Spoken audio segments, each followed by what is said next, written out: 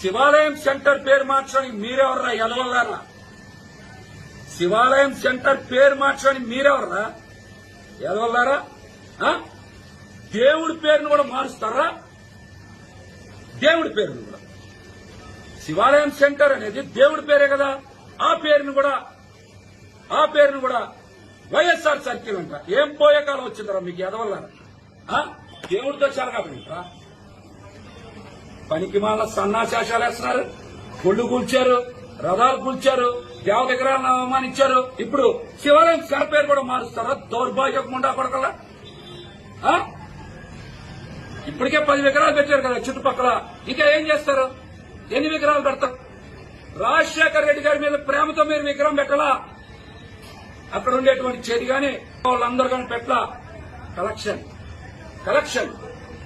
40-50 లక్షల పైన చందాలు